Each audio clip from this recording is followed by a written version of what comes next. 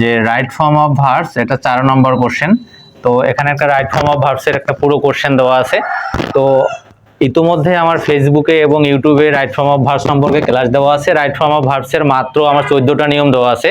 দেখি যে এই 14টা নিয়ম কিভাবে অ্যাপ্লাই করে আমরা যে কোনো কোশ্চেন সমাধান করতে পারি। তো এখানে দেওয়া আছে কি যে কম্পিউটার হ্যাজ, তো আমরা জানি যে হ্যাভ, হ্যাজ, হ্যাড এদের পরে কিন্তু ভার্ব 3 হয়। তো ব্রিং একটা ভার্ব, ব্রিং এর ভার্ব 3 কি হবে? ব্রিং এর ভার্ব 3 কিন্তু ব্রট। ব্রট অ্যাবাউট মানে বয়ে আনা।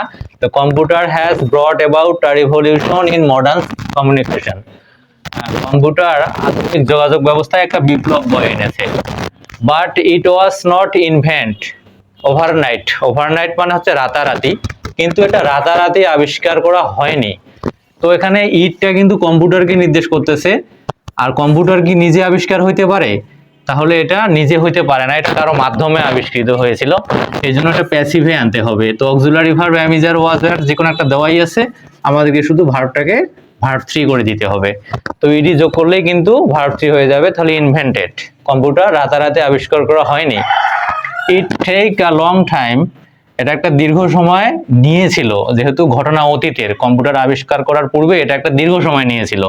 কাজে এই ভার্বটা কোনো অতীতের কিছু হইলেই ভার্ব 2 এ হয়। তা আমরা জানি টেকের ভার্ব 2 কি? টুক, মানে কোনো নিয়মে পড়েনি, এখানে কোনো নিয়মে পড়েনি, কিন্তু দেখা যাচ্ছে যে বাক্যটা অতীতের, তাহলে এটা ভার্ব 2 এ হয়ে যাবে। ইট টুক আ লং টাইম। তারপরে এখানে ডি নম্বরে যে ইনভেন্ট আছে তার পূর্বে টু আছে, আর আমরা জানি যাবতীয় 2 এর পরে ভার্বের কি হয়? বেস ফর্ম হয়, ভার্ব 1 হয়। আর ব্র্যাকেটে এখানে সবসময় ভার্ব 1 এ দেওয়া আছে, তাহলে এটাই অ্যান্সার থেকে যাবে, ইনভেন্ট। তাহলে long time to invent computer, computer আবিষ্কার করতে একটা দীর্ঘ সময় নিয়েছিল। মেনি ভোটারিস, ভোটারি বলতে নিবেদিত প্রাণ, মেনি ভোটারিস অফ সায়েন্স মানে বিজ্ঞানের অনেক নিবেদিত প্রাণ।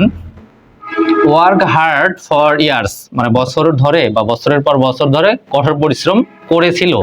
ঘটনা কিন্তু অতীতের, কঠোর পরিশ্রম করেছিল কম্পিউটার আবিষ্কার করার পূর্বেই।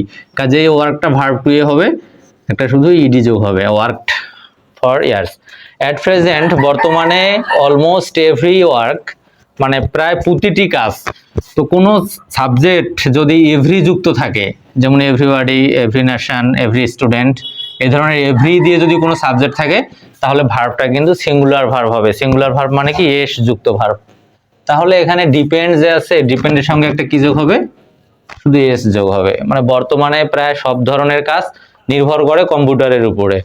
At present the countries of the world মানে বিশ্বের দেশগুলো, আর এখানে যেহেতু আর দেওয়া আছে তার মানে এটা কন্টিনিউয়াসে হবে। আমরা জানি অ্যাম, ইজ, আর, ওয়াজ, আর এদের পরে ভার্বের আইএনজি হয়। তো গেটিং হবে এটা, আর একটা টি যোগ হয়ে আইএনজি হবে। তো আমি এই বোঝানোর পরে বুঝাবো যে কেন আসলে 2টা টি হইলো। তো পৃথিবীর দেশগুলো নিকটতম হচ্ছে বিকজ অফ কম্পিউটার, কম্পিউটারের কারণে। ইন আওয়ার কান্ট্রি আমাদের দেশে, পিপল হ্যাভ স্টার্টেড ইউজ, এখানে ইউজে ব্র্যাকেট দেওয়া আছে, তাহলে ইউজের আগে কিন্তু একটা ভার্ব দেওয়া আছে স্টার্টেড, এটা একটা ভার্ব। তো আমরা জানি পাশাপাশি 2টি ভার্ব থাকলে পরের ভার্বটা আইএনজি হয়, তাহলে ইউজটা আইএনজি হবে। তবে ইউজের শেষে যেহেতু ই আছে, আমরা জানি কোনো ওয়ার্ডের শেষে ই থাকলে আইএনজি করার সময় ইটা আর থাকে না, এটা একটা সূত্র যে কোনো ওয়ার্ডের শেষে যদি ই থাকে তাহলে আইএনজি করলে আর ইটা উঠে যাবে। তাহলে ইউজিং এভাবে হবে, computer in their everyday life with a VO2। এখানে উইথ আ VO2 আছে, আমরা জানি উইথ আ VO2 এর পরে ভার্বের কি হয়? আইএনজি হয়, তাহলে এটা সলভিং হবে, শেষে ইটা উঠে গিয়ে শুধু আইএনজি যোগ হবে। মেনি প্রবলেমস মানে পৃথিবীর দেশ, বিভিন্ন দেশগুলো বিভিন্ন রকমের সমস্যার সমাধান করার জন্য দৈনন্দিন জীবনে কম্পিউটার ব্যবহার করতেছে। বাট ইট, এখানে টু বি চাওয়া হচ্ছে, ব্র্যাকেটে যদি কখনো টু বি চাওয়া হয় বা খালি বি থাকে তাহলে সেখানে অ্যাম, ইজ, আর, ওয়াজ, আর হবে। আর যদি টু হ্যাভ থাকে তাহলে হ্যাভ, হ্যাজ, হ্যাড এর যে কোনো একটা হবে। তা এখানে ইট আছে সাবজেক্ট, আর বিষয়টা যেহেতু প্রেজেন্ট, যে এটি খুব দামি, এটা কিন্তু অতীত কিছু বোঝাচ্ছে না, এই জন্য ইজ হবে। ইট আছে, ইজ হবে। But it is very costly and old people can not afford to, সব মানুষের সামর্থ্য রাখে না। 2 এর পরে ভার্ব কি হবে? 1 হবে। এটা আমার রাইট ফর্ম অফ ভার্বসের 1 নম্বর নিয়ম, যে 2 এর পরে ভার্ব 1 হয়, তাহলে বাইয়ে থেকে যাবে, বাই আ কম্পিউটার, মানে সব মানুষের একটা কম্পিউটার কেনার সামর্থ্য রাখে না। বিসাইডস, এছাড়াও, many a man, many a man বলতে একজন, একটা সিঙ্গুলার সাবজেক্ট এটি, মেনি আ ম্যান, তাহলে এখানে টু বি এর জায়গায় কি হবে? ইজ হবে। Many a man is not capable of of একটা প্রিপোজিশন, আর আমরা জানি প্রিপোজিশনের পরে ভার্ব কি হয়, অপারেটটা অপারেটিং আইএনজি হয়ে যাবে, তবে শেষে ইটা আর থাকবে না, ইটা উঠে গিয়ে আইএনজি যোগ হবে। তো এখানে বলা হয়েছিল যে গেটে দুইটা টি হওয়ার কারণটি, গেট এমন একটা ওয়ার্ড, এখানে দেখা যাচ্ছে যে তিনটা অক্ষর আছে, তিনটা লেটার আছে, জিইটি।